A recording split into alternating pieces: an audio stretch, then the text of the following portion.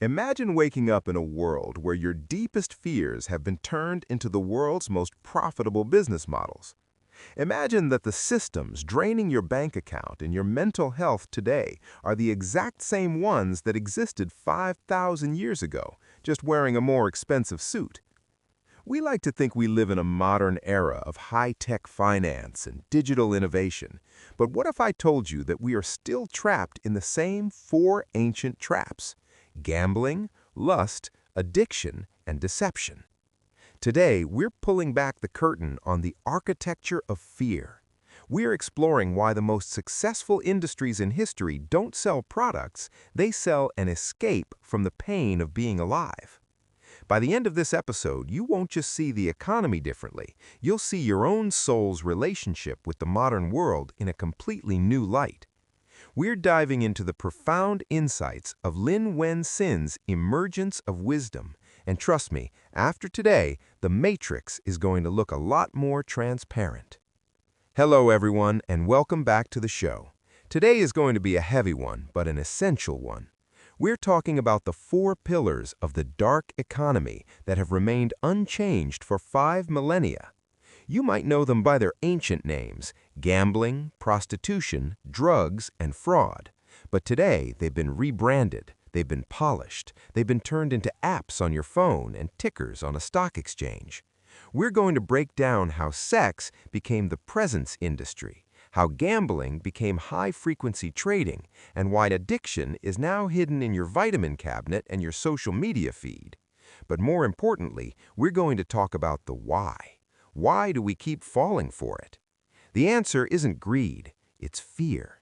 And if you stay with me until the end, we're going to discuss the soul's awakening, how to live in this world without being owned by it.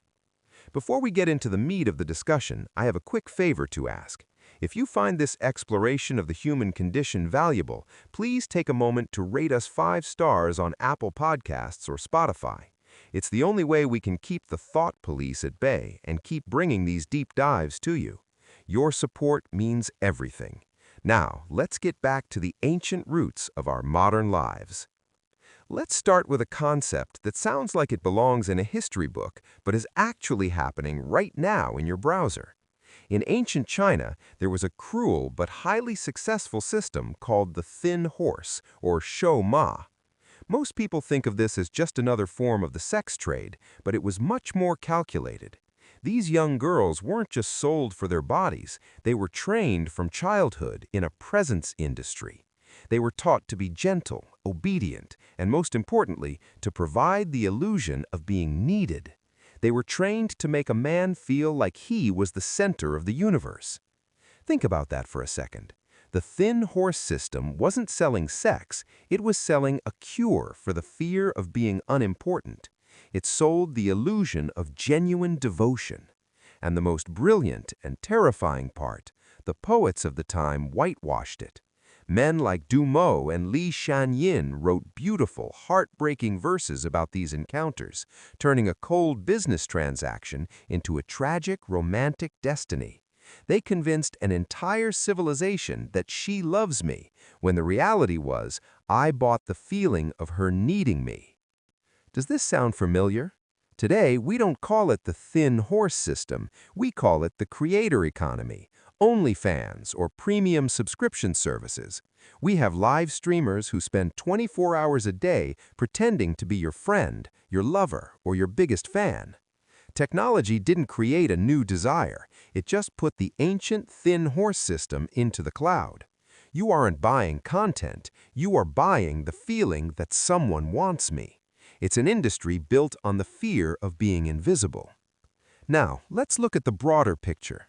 The author Lin Wen-Sin suggests that the 4 most profitable industries are actually selling a way to temporarily avoid facing your life. First, let's talk about gambling, or what we now call finance. In the old days, it was a smoky back room and a pair of dice. Today, it's day trading, 100x leverage on crypto, and meme coins.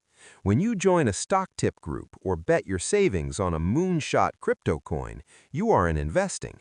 You are buying the illusion of the turnaround. You're paying for the hope that maybe, just maybe, you won't have to work this hard anymore. You're buying a ticket out of your current reality. Second is the yellow industry, the lust we just talked about.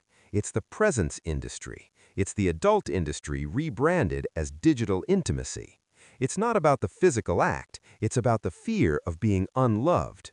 Third is poison, or what used to be called alchemy. Ancient emperors died drinking mercury immortality pills.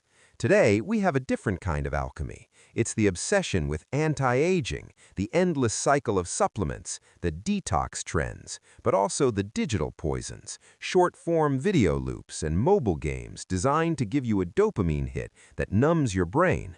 These aren't just products, they're exit doors. They're ways to stop the pain of thinking about your actual problems.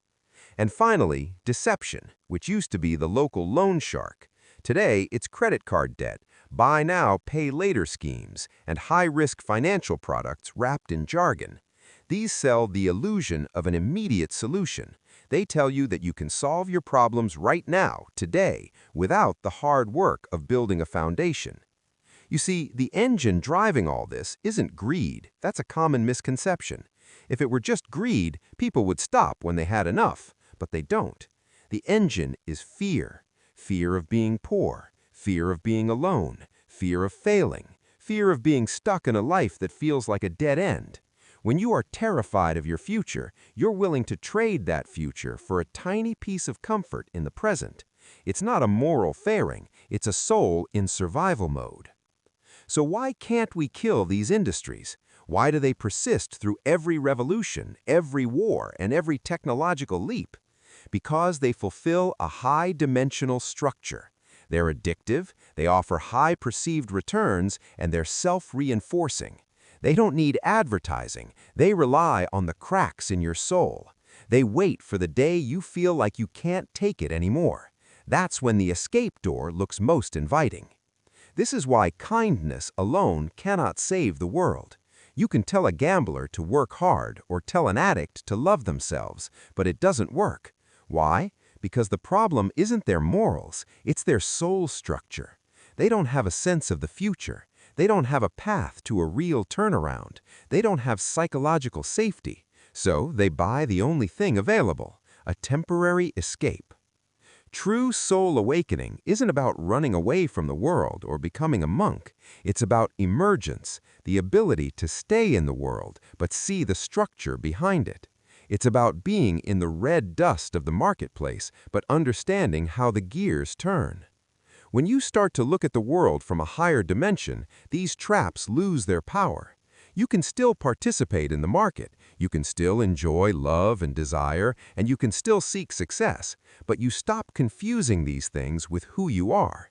You can look at a get-rich-quick scheme and see the gambling mechanics. You can look at a social media notification and see the thin horse system. You see them for what they are, tools and illusions, not life rafts. The growth of the soul isn't about becoming better or more obedient. It's about no longer being led by the nose by low-dimensional hallucinations.